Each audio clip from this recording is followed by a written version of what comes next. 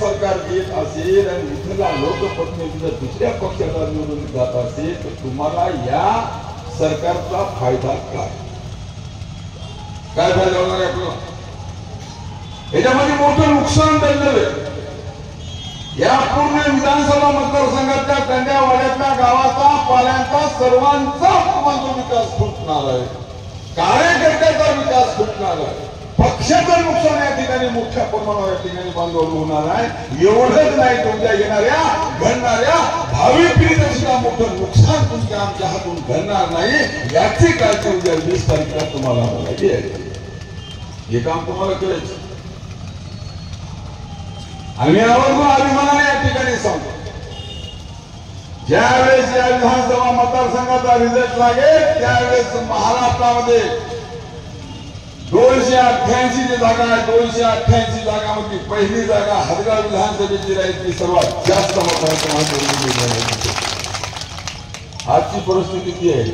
माधवराव तो गयो निवडून येत नाही, गयो केली माझी प्रश्न चालू आहे सध्या. किती पैसा लागते लागू द्या हा प्रश्न चालू आहे सध्या. एवढा पैसा आणला कुठून माधव पाटील? शेताकडे तुम्ही एकदाही जात नाही, कधीच जात नाही शेताकडे. तुमच्याकडे कुठं दुकान नाही, धंदा नाही, असे काही कुठला व्यापार नाही, काय नाही, म्हणून एवढा पैसा आणला कुठं? अरे 15-20 वर्ष पदावर मी होतो, मला कळलं नाही ते कसे पैसे खातात ते.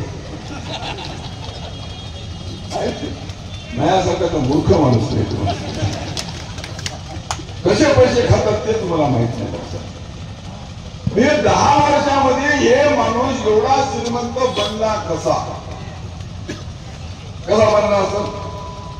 मी अजून प्रत्येक सभेमध्ये एक प्रश्न विचारायलो, प्रत्येक जनतेला, प्रत्येक कार्यकर्त्याला, या तालुक्यातल्या नागरिकांना, माधवराव पाटलांना नांदेडला घर बांधलं, त्या घराच्या वास्तुशांतीची पत्रिका कोणाकोणाला दिली होती हात वरील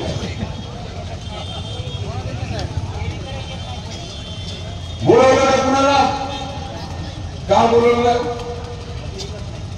का बोलवलं का? या दिल्लीत 4 रूमा बांधल्या मातीच्या, तुम्हाला दगडाच्या. घर बांधायला तुम्हाला 3-3 लाख रुपये लागले आणि वास्तुशांतीला तुम्हाला 2.5 लाख रुपये लागले. अरे अरे अरे माधवराव पाटलाचा 22 कोटीचा बंगला नांदेडमध्ये तुम्हाला 3-4 मजली उभा टाकला तरी हदगाव तालुक्याच्या जनतेला वास्तुशांतीची पत्रिका सुद्धा नाही. का नाही माधवराव पाटील? कशामुळे देत नाही तुम्ही? बोलवायला पाहिजे या तुझ्या घरामध्ये जेवण करा, जेवू घाला, आनंद लुटा म्हणायला पाहिजे होतं की नाही? घरच टाकली लोकांना. तुम्ही लोक पाडतात का? लोक पाडतात म्हणजे एवढा पैसा तुम्ही आणला कोकणात 22 कोटीचे चमकदार एक सुंदरसे नांदेड नाही तर मुंबई दिल्ली सारखा एखादा मोठा बंगला त्या ठिकाणी उभा टाकतो. आज आमच्या घरावर पत्र नाही, तिकडे गोरगरिबाला कंड्यावाड्यामध्ये गाव पातळीवर घरकुल मिळत नाही. आज राशनचा माल आम्हाला आमच्या घरापर्यंत पोहोचत नाही. राशनच्या कार्डमध्ये आमच्या कुटुंबातल्या कोणत्या लोकांच्या आमच्या लेकराची नावं सुद्धा तुम्हाला तहसीलमध्ये टाकल्या जात नाही.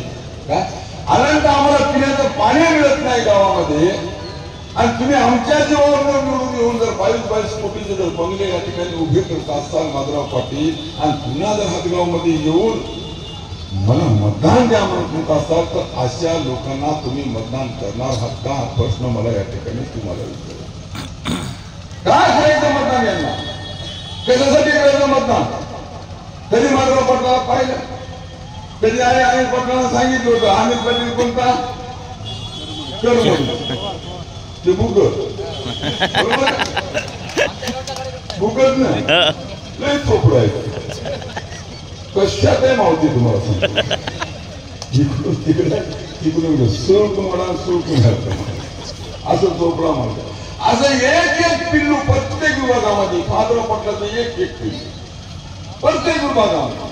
अरे काँग्रेस कार्यकर्ते तर या तालुक्यामध्ये बेहाल करून टाकले. तिथे गंगाधर पाटील चाबरेकर बसले. तुम्हाला सांगतो यांची दशा काँग्रेसमध्ये, यांची दशा. अनिल पाटील बाबळेकर बसले, याच्या माझा हात धुवून लागला. जीवन आले येतं बसलं, त्याचा सत्यानाश केला. पाथर्डकर आमचे निर्णय बाबूराव पाथर्डकर त्याला तर इकडे ठेवले तिकडे ठेवले अर्धा केल्यासारखे करून टाकले तुम्हाला कोणी केले बाबूराव आणि श्याम पाटलाचं काय विचार काय करता काय आखी इजार जाऊन चालले त्या श्याम पाटलाची पेपर खेळत्या वय चाललंय सगळं मला काय कळायलाच मागणार गाव चाललंय एकीकडे हा श्याम पाटील पळायला एकीकडे काय परिस्थिती कशी आहे बघा तुम्ही काय हाल आहे लोकांचे खरंच आपलं बरं करणार आहे का नका महाराष्ट्रामध्ये अतिशय उत्तम सरकार तुम्हाला आपल्या ठिकाणी पाहायला आज केंद्रामध्ये नरेंद्रभाई मोदींच्या नेतृत्वाखाली सरकार आहे बांधव आणि खऱ्या अर्थानं मला सांगा महाराष्ट्रात एक महाविकास आघाडीचं सरकार आलं तर याची तुतारी वाजल का महाराज आणि किती दिवस वाजत वाजतच का मला सांगा आणि वाजले ते किती दिवस चालले आवाज निघणार नाही तुतारीचा आवाज कुठून करणार आहे अरे बाजारात जर जायचं असेल तर खिशात मोठं लागतं ज्याच्या घरी मला त्याचा खिसामध्ये खटका आपल्या घरी तर काय असेल ना तरच आपला खिसा खटकव बाजारात जायला पैसे लागतात उद्या हे राज्य चालवायला केंद्राचा आधार लागतो हे राज्य चालवायचं असेल तर केंद्र सरकारचं एका हाताने नाही दोन्ही हाताने राज्य सरकारला आशीर्वाद लागतो लाखो कोटी रुपयाचा प्रश्न या ठिकाणी उद्भवतो लक्षात ठेवा आणि लाखो कोटी रुपये खरंच असताना मला सांगा उद्धव ठाकरे असतील किंवा हे शरद पवार असतील किंवा हे तुझा नाना पटोले असतील खरंच यांना देणार आहेत का आता अमित देशमुख काल बोलायचं त्यांनी सांगितले की सोयाबीन पुन्हा विकायचं नाही आमचं सरकार येणार आहे भविष्य आमचं सरकार येणार आहे आणि सरकार आलं की आम्ही 7,500 रुपये क्विंटल ते घेऊन काय तुमचं सोयाबीन याच्या अगोदर 2.5 वर्ष सरकार उद्धव ठाकरेच्या नेतृत्वाखाली यायचंच होतं महाविकास आघाडीचंच होतं आणि त्या आघाडी सरकारमध्ये मला वाटतं उच्च शिक्षण मंत्री म्हणून तुमचे अमित भैया देशमुख होते आणि त्यावेळेचा भाव तुम्हाला सांगतो 4,500 होता त्यावेळेचा भाव 4,500 होता आणि हे एका महिन्यामध्ये हे कसे करणार आहात पहिल्यांदा सुरुवातीला सांगितलं की लाडकी बहीण योजना हे बंद होणार आहे हे निवडणुकीचं गाजर आहे हे कोर्टात गेले लोक कोर्टातून ही योजना बंद करण्याचं जर पाप हे षडयंत्र पूर्णतः असं तर बांधवांनो काँग्रेस आणि शरद पवार आणि उद्धव ठाकरे हे यांचं लक्षात ठेवा ही योजना बंद झाली पाहिजे पण यांनी तुम्हाला कोर्टामध्ये रीट दाखल केली आणि आता त्याच्या जाहीरनाम्यामध्ये बघा आमचं सरकार आलं तर लाडक्या बहिणीसाठी आम्ही 3,000 रुपये कुठून देता रे मग तुम्ही सांगत होते की आम्हाला 1,500 रुपये तुम्ही कुठून देणार आहात राज्याचे मुख्यमंत्री आपले एकनाथभाई शिंदे यांनी घोषणा केली हे सरकार आमचं आल्याच्या नंतर 1,500 आम्ही 2,100 रुपये लाडक्या बहिणीचं हे मानधन आम्ही या ठिकाणी करून ही घोषणा केली महाराष्ट्रात जर महायुतीची सरकार आली तर महाराष्ट्रातल्या प्रत्येक शेतकऱ्याचं सरसकट जेवढं काही कर्ज आहे तेवढं कर्ज माफ करण्याची घोषणा राज्याचे मुख्यमंत्री आणि उपमुख्यमंत्री यांनी केली बांधवांनो आज शेती पंपाचं शेतकऱ्याचं सर्व पूर्ण बिल माफ करण्याचा निर्णय सरकारने घेतला 0-0 बिल तुमच्या घराला आले लक्षात ठेवा पण एवढे चांगले निर्णय होत असताना विनाकारण कुठेतरी तुम्हाला सांगतो की काहीतरी आपलं त्याला काय म्हणतात आरोप करायचे कुठेतरी त्याची टिंगल कव्हाणी करायची कुठेतरी गालबोट लागेल किंवा कुठेतरी त्याला माझ्याला बदनाम करण्याचं काम तुम्हाला जो सातत्याने या महाविकास आघाडीच्या माध्यमातून आपल्याला पाहायला मिळते मग सर्वांना आमची विनंती की उद्या फार मोठं काम आहे बाबूराव कदम हे सर्वसामान्य कुटुंबात जन्मलं पोरगे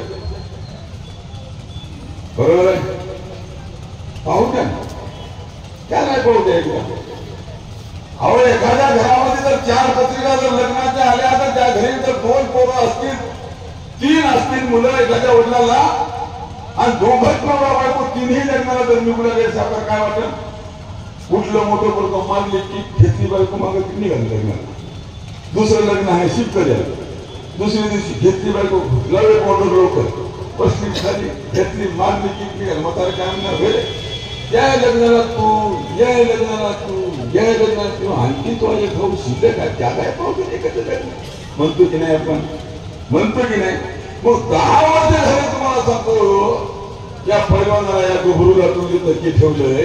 आता पाहू द्या नाही एकदा याला. भरू काय नाही म्हणायचं, बिलकुल नाही म्हणायचं. आज त्या